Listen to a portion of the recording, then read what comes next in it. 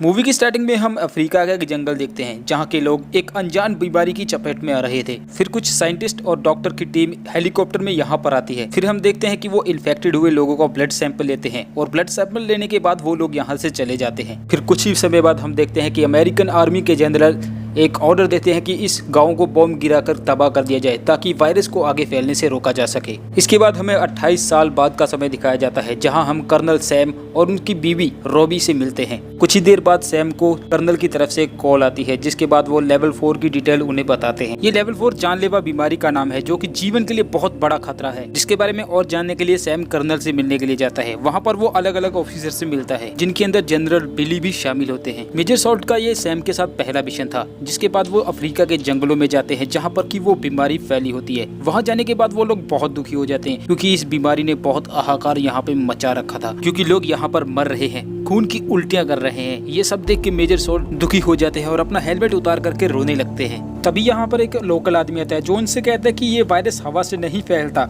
लेकिन वो लोग उसकी बातों को नहीं सुनते और यहाँ से अपने सैंपल्स वगैरह इकट्ठे करके वापस चले जाते हैं। जब कर्नल सैम अपनी लैब के अंदर इसके ऊपर टेस्ट कर रहे होते हैं तो उन्हें पता चलता है कि ये मोटोपा वायरस है और ये वही वायरस है जो आज से 28 साल पहले भी यहाँ पर फैला था। और उन्हें साथ ही ये भी पता चलता है कि ये वायरस बहुत तेजी से बढ़ता है, यानी 1 घंटे के अंदर ये डबल हो जाता है और अगर वक्त रहते सही इलाज ना किया जाए तो इंसान की मौत पक्की है। और इस वायरस की सबसे अजीब बात तो ये है कि ना ही ये तो टच करने से फैलता है और ना ही हवा से फैलता है। और काफी रिसर्च के बाद इन लोगों को पता चलता है कि ये वायरस बंदरों से आया है और ये वायरस मैन मेड है, यानी इसे बंदरों में किसी इंसान के द्वारा ही डाला गया है। और दूसरी तरफ हम देखते हैं कि साइंटिस्ट अभी भी अफ्रीका से बंदरों को लेकर अपने देशों की तरफ जा रहे हैं ताकि उनके ऊपर एक्सपेरिमेंट किया जा सके। फिर सैम अपने सीनियर्स को बताता है कि ये बीमारी बंदरों से आई है और जल्द से जल्द अफ्रीका से जानवरों की एक्सपोर्ट और इंपोर्ट बंद की जाए क्योंकि ये खतरनाक हो सकता है। लेकिन सैम के सीनियर्स इस बात को ज्यादा सीरियस नहीं लेते और इसे इग्नोर कर देते हैं। फिर हम देखते हैं एक आदमी अपनी गाड़ी में एक बंदर को ले जा रहा था।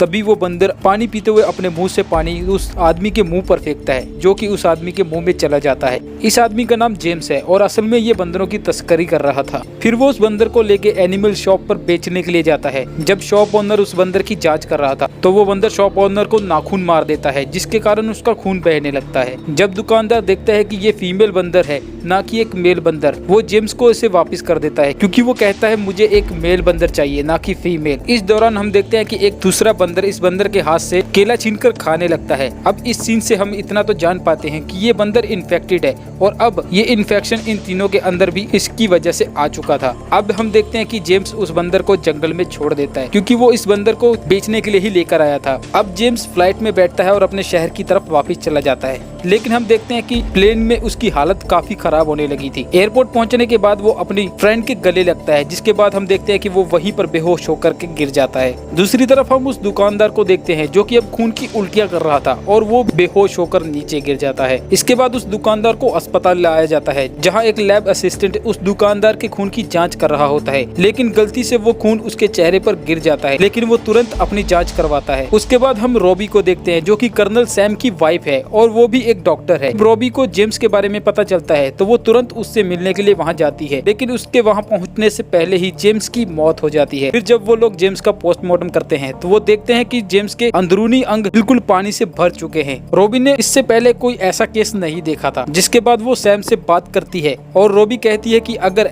ऐसा केस 24 घंटे में कोई और आता है तो हम हाई अलर्ट को जारी कर देंगे। फिर हम देखते हैं वही लेबोरेटरी वाला असिस्टेंट अपने दोस्त के साथ सिनेमा में जाता है जहाँ पर अब उसकी हालत भी खराब होने लगती है और वो जोर जोर से खांसने लगता है, जिस वजह से बीमारी अब दूसरे लोगों की तरफ भी बढ़ने लगती है। लेकिन उसे इसके बारे में कुछ नहीं पता था। वो वहाँ से उठकर बाहर आता है तो बाहर आते ही वो बेहोश होकर के नीचे गिर जाता है, जिसके बाद उसे अस्पताल लाया जाता है। अब देखते ही देखते बीमारी पूरे शहर में फैलने लगती है और ऐसे केस लगातार हॉस्पिटल में आने लगते हैं। अब जिस हॉस्पिटल में सबसे ज्यादा केस दर्ज हुए थे, डॉक्टर रॉबी अपनी टीम को लेकर के उस अस्पताल में जाती है। दूसरी तरफ कर्नल सैम भी कैलिफोर्निया पहुंच जाते हैं क्योंकि वहां पर बीमारी बहुत ज्यादा फैलने लग गई थी। फिर हम देखते हैं कि जनरल बिली अपने सहयोगी से बात कर रहे होते हैं जहां उनका सहयोगी कहता है कि कैलिफोर्निया को तबाह कर देना चाहिए ताकि यह वायरस दूसरे शहरों में ना फैले, लेकिन बिली फोर्ड कहते हैं कि हम सबको बचाएंगे।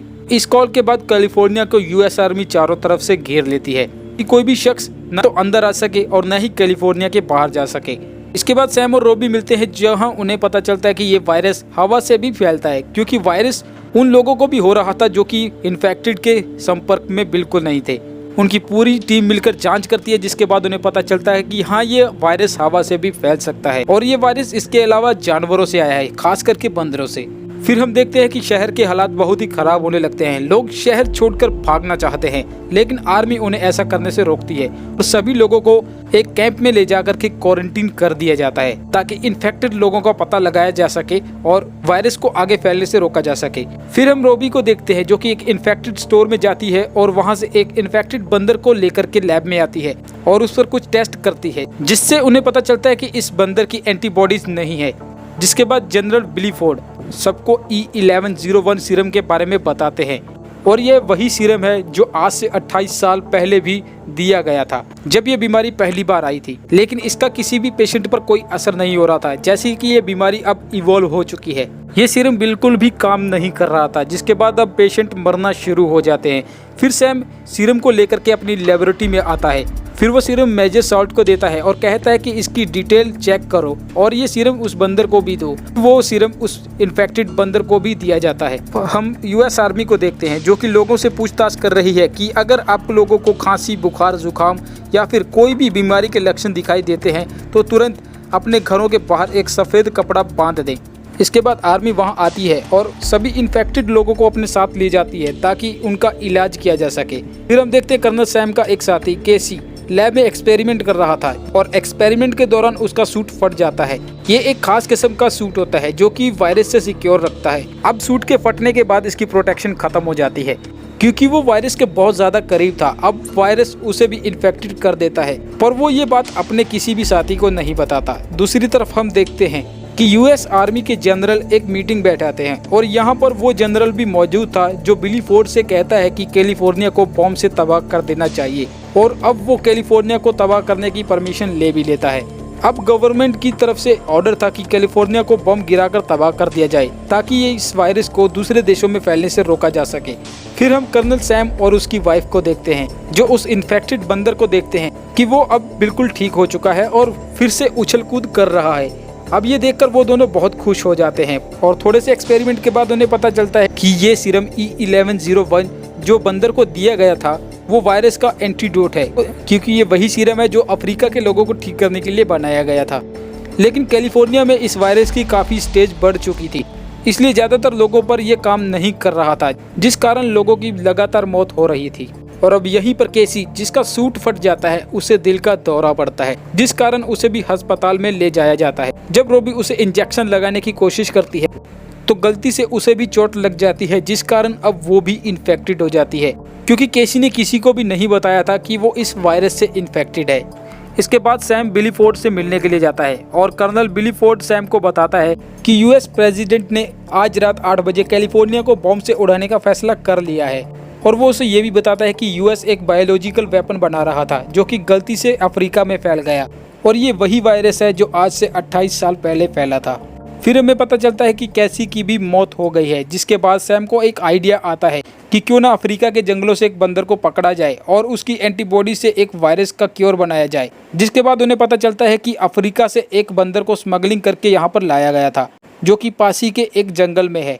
अब काफ़ी मुश्किलों के बाद वो लोग उस बंदर को पकड़ते हैं और अब क्योंकि वो बंदर उनके पास था, उस बंदर पर काफ़ी एक्सपेरिमेंट करते हैं। आखिरकार उनका एक्सपेरिमेंट कामयाब हो जाता है और उन्हें इस वायरस का क्योर मिल जाता है, जो कि 100% लोगों पर काम करेगा। और अब वो ये क्योर अपनी वाइफ रोबी को भी देता है, क्योंकि वो भी उस वायरस से इन्फेक्टेड थी। और वो देखते हैं कि धीरे धीरे रोबी की तबीयत अब सुधरने लग गई थी और अब उनके पास इस वायरस से बचने के लिए मेडिसिन मौजूद थी। फिर हम देखते हैं कि 8 बजने के करीब हैं और एक प्लेन उड़ान भरता है, क्योंकि उसे कैलिफोर्निया पर बम गिराना था। अब सैम और साल्ट एक हेलीकॉप्टर में बैठकर उस प्लेन को रोकने की कोशिश करते हैं।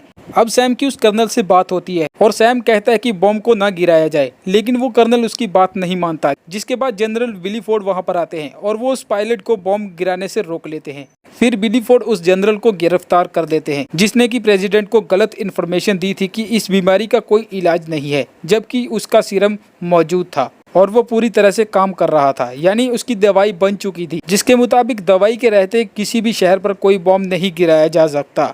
फिर जनरल डोनाल्ड को गिरफ्तार कर लिया जाता है। अब इस दवाई को बड़ी मात्रा में बनाया जाता है और सभी लोगों को इस वायरस से छुटकारा दिलवाया जाता है और इसी तरह सभी की जान बचा ली जाती है, जिसके बाद ये मूवी यहीं पे समाप्त हो जाती है।